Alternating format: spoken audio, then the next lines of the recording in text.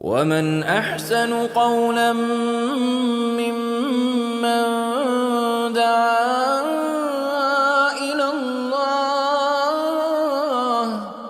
وعمل صالحا وقال إنني من المسلمين. আসসালামু আলাইকুম রহমতুল্লাহ। শেখ, আমার প্রশ্ন হলো, কোনো মেয়ে যদি ডিভোর্স পেপারে সাইন করে,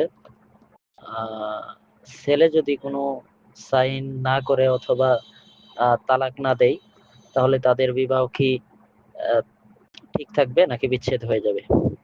এক্ষেত্রে ছেলের পক্ষ থেকে কোনো 3 তালাক এবং ডিভোর্স পেপারে সাইন কোনো কিছু সম্পাদিত হয়নি। জাযাকাল্লাহ খাইর।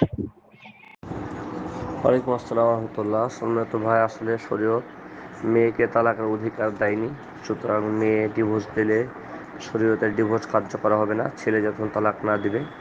এটা প্রথম কথা। দ্বিতীয় কথা হচ্ছে, যদি ছেলে মেয়েকে তালাকের অধিকার দিয়ে থাকে, যেমনটা আমাদের কাবিননামায় লেখা থাকে যে আমি আমার স্ত্রীর তালাকের ক্ষমতা অর্পণ করলাম, এটা যদি দিয়ে থাকে আর মেয়ে তার আলোকে যদি স্ত্রীর স্বামীকে তালাক দেয়, সেটা তালাক কার্যকর হবে এই অবস্থাতে। তবে 1 তালাক কার্যকর হবে, এরপরেও তারা ঘর সংসার করতে পারবে, কোনো সমস্যা নেই, যদি 3 মাসের ভিতরে তারা একে অপরকে মিলিয়ে নেয়।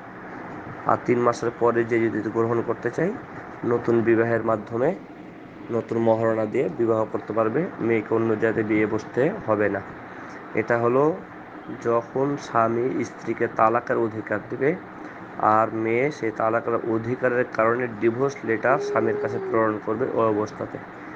আর স্ত্রীকে যদি তালাকের অধিকার দিয়ে না থাকে, স্ত্রীর ডিভোর্স লেটার পাঠালেও শরীয়তে এটা কার্যকর হবে না স্বাভাবিকভাবে। বারাকাল্লাহু ফিকুম।